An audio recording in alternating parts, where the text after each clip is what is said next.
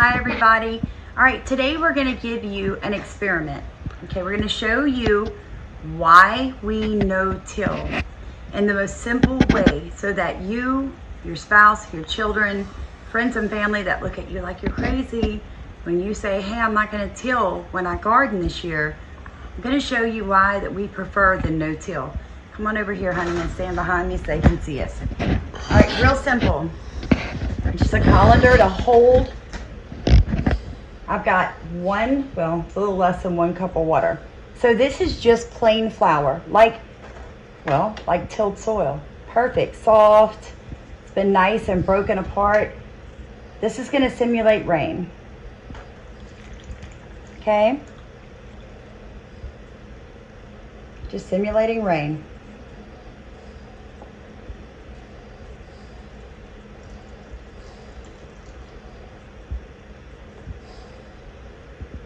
All right, here's our no-till soil. Again, and I'm actually going to put more water on this so you can really understand the difference. Here's our no-tilled garden. Here's the simulation of rain. Can you see that, guys? Yep. Now I put more water on the bread than I actually did over there on the flour. Add a little more water to it. Let it have a hurricane. Yeah, right? We are in hurricane season. So, here's what happens. Let's see, we're going to simulate the flood of 2016 in South Louisiana. We got more rain and the rivers, we'll spread it out. Let you really see what happens. Okay, now let's look. When you look back here at the tilled soil, I want you to notice a couple of things. This would technically be runoff that would go into the streams, the lakes, and the rivers around your home, in your ditch. Do you see this? That's flour. So that's your topsoil, guys, when you till. Well, your topsoil, your chemicals, all your stuff that you put in there, you mix your fertilizer, everything is going back into the rivers. Right. Now, also notice something. Dry. Okay? So the water wasn't even able to get down into the flour. It can't get down into your soil when you till. That's why so many people are having to do massive watering. It's not sustainable. Look at the little bit of runoff. You saw how much extra water we put on the untilled soil. The difference here is this would be considered soil aggregates, okay? An untilled soil has little chambers inside that soil that you did not break up, that you did not sod bust, okay? So that those soil aggregates, like the bread, can hold massive amounts of water. Also, if you notice, the runoff that did come out of the bread is clear. Yes. So it filtered, all right? Your soil will filter out chemicals, impurities, all of that stuff, if it is untilled. So we hope this helps. I hope you watch the rest of our video. I'm going to encourage you guys to see what I was taught last night through the USDA NRCS. And we're going to step outside and I'm going to do a demonstration with all of it. All right, you remember the dust bowls back in the 1930s and everything? Well, here comes a dust bowl. And this is because they tilled. There goes that dust bowl. Now, show them what the aggregated soil aggregates do. Look what's holding together. Okay, well, you're gonna lose a little bit. Everything's gonna lose. The more, when your ground dries, you're gonna get powder. You're gonna lose some, even when you're right. So you're gonna lose a little bit of good soil, but you lost a whole heck of a lot of topsoil that you tilled up. You run your till and you lose it all.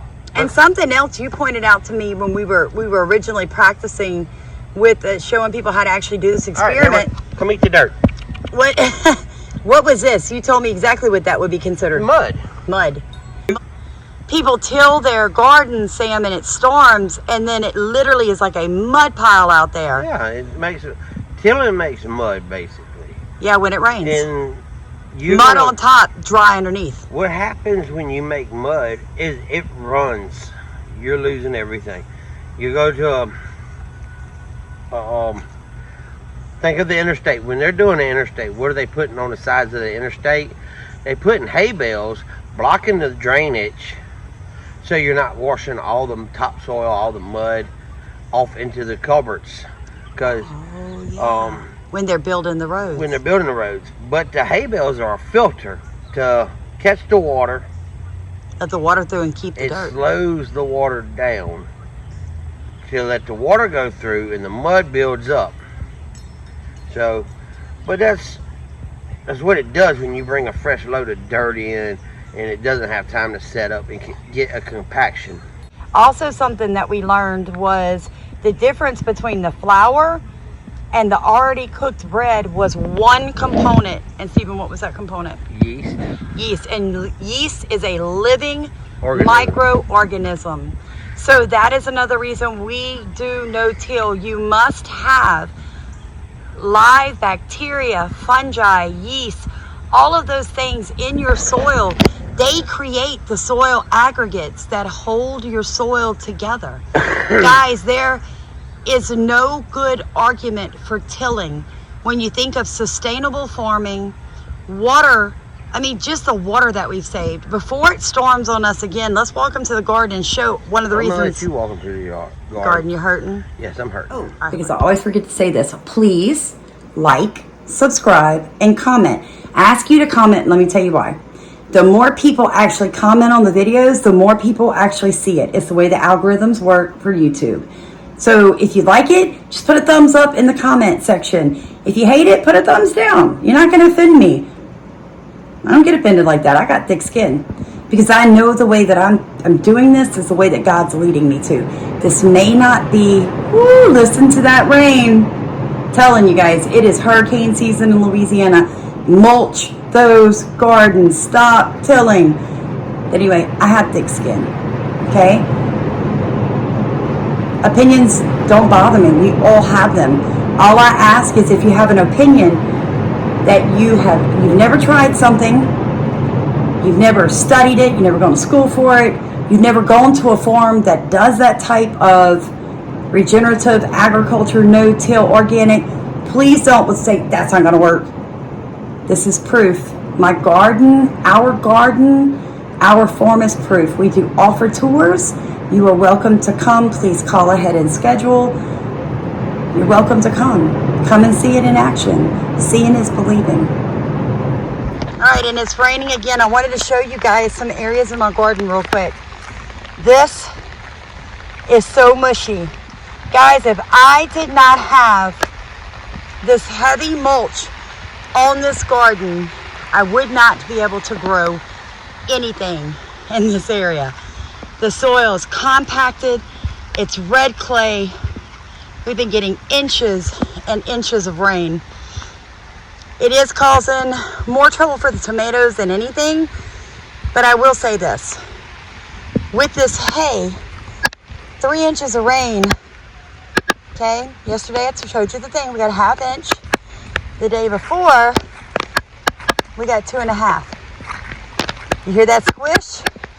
But look, I'm still able to walk in my garden with 3 inches of rain, and now it is raining again. All right, yesterday we got a ½ inch of rain. Okay, so let me go ahead and dump this because it's fixing to rain on us again. The day before yesterday, we got 2.5 inches of rain. Total of 3 inches of rain in 48 hours in South Louisiana. So I'm definitely covered in raindrops from walking you guys out to the garden. Our point is showing you why you should no-till in an area, especially like Louisiana, where we can go through a drought, like we did in June, right? And then it just torrential downpours. We made a clip, a YouTube short the other day, showing how much rain falls, how fast that rain falls, and then how it moves on our property.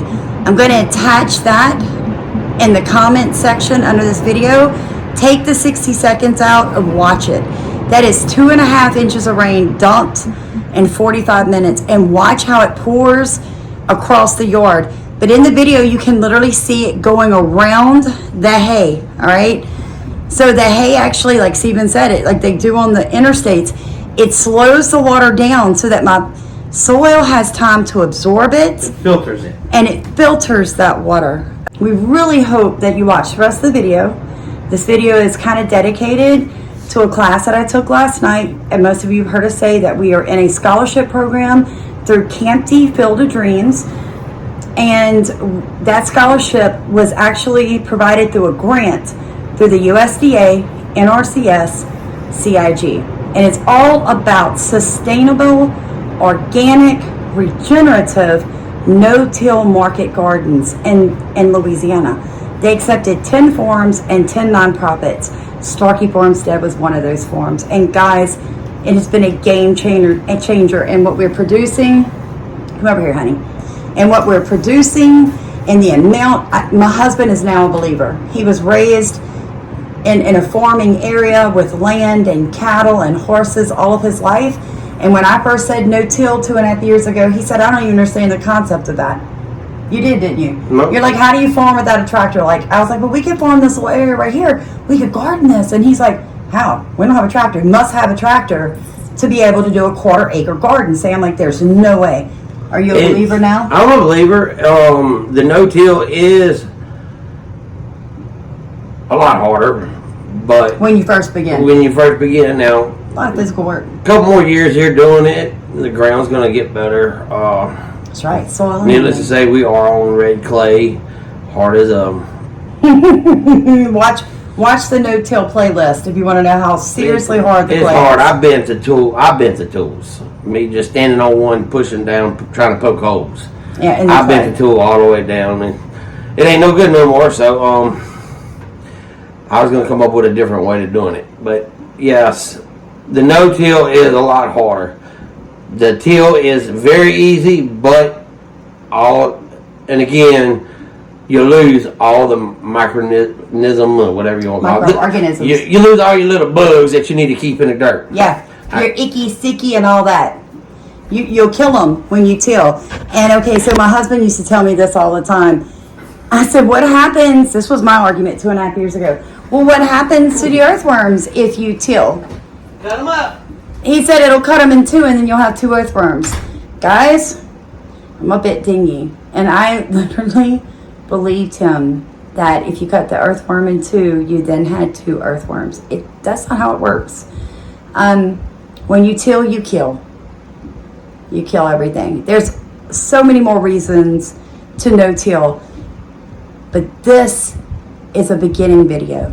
This is just, if you're watching it, you already know deep inside that there's a better way to garden. It's a better way. There are people doing no-till now on 100-acre gardens. So don't tell me if you've got 2 or 3 acres, no way I can do that. There are people doing it. We're only a 2-acre farmstead, okay? Because I'm at the belief right now, stay small, stay in. Because that's all I can handle right now. Trying to close the loop, regenerative, sustainable, no waste, no carbon footprint, whatever. Not that I really believe in all that, but I'm just, cows burping and farting and people having to pay taxes on it. Like, that is insane, guys. So, what I'm telling you is, no-till is an affordable, sustainable way to garden, okay? Amend your soil. Don't rip it to pieces. If you watch the rest of this video, what you're going to see is me in class last night. I do have permission to use the clips and the audio video from the class where I was videotaping my laptop as she was speaking. Amazing class. Make sure I get her name right. Rachel Evans from the NRCS Soil Health gave me permission, and I do have permission to use the clips and the still pictures. She's going to walk you through the history of where the NRCS, why the NRCS was funded, was created, what the point of it is, the research behind it, And guys, it's amazing. So enjoy the video. This whole thing from start to finish shouldn't be but 13 or 14 minutes. Come on, you've got a little bit longer attention spans. What I used to tell my kids when I taught school. Come on guys. If you need to stand up, do some stretches, get the blood flowing, do it. Because you don't want to miss the information coming up. It's priceless. You guys have a blessed day. May the Lord multiply and prosper everything that you and your family's hands touch. Plenty of rain, it was great.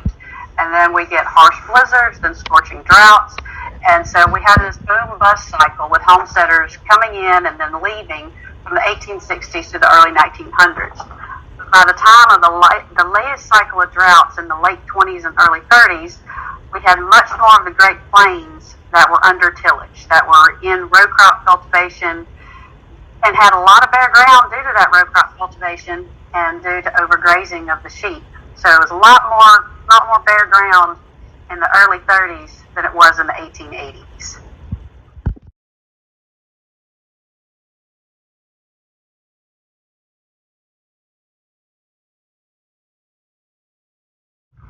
And this is basically what my cousin, or my grandfather's cousin Lois explained in her memoirs. That her memories of the Dust Bowl were horrifying. She can remember those big black dust clouds. She and the rest of her siblings were scared to death. Her mother scrambled to grab blankets and gunny sacks and flour sacks to place over the windows and doors. They were trying to stuff material into the cracks to keep the dust and the dirt and the sand from blowing in, but it still got in the house. She says she remembers it going just almost absolutely dark at midday, and the chickens went to roost because it was so dark outside. I don't want to ever have to experience anything like that again. A national disaster of that magnitude is something that we haven't seen. We've had localized floodings. We've had some localized dust storms and droughts and things like that, but this affected 10, 12 states. They ended up seeing the dust cloud all the way to Washington, D.C. Texas by erosion. So terrace to protect your farm. I don't know how many of y'all live in North Louisiana, but if you've got old pasture ground up here in this part of the state on hilly areas in the uplands, more than likely it was terraced in the 1940s by the Soil Conservation Service, simply because of these practices. I know that's what happened with the land that we own. We've got 10 acres of the whole 80-acre parcel, and you can still see the terraces, and they work. Something that was done, almost 75, 80 years ago, and it still works. And previously, no, but we're still having them. So this was in Colorado. Can you think of any other places where dust storms can still happen? Just put it in the chat if you want to. It had to be replanted cotton that spring. So that's extremely expensive. We can say, well, the farmer had insurance. Well, who pays for that insurance? We all pay taxes that pay for all these insurance and subsidies. So, every time they have to replant, every time there's a national disaster, it affects all of us.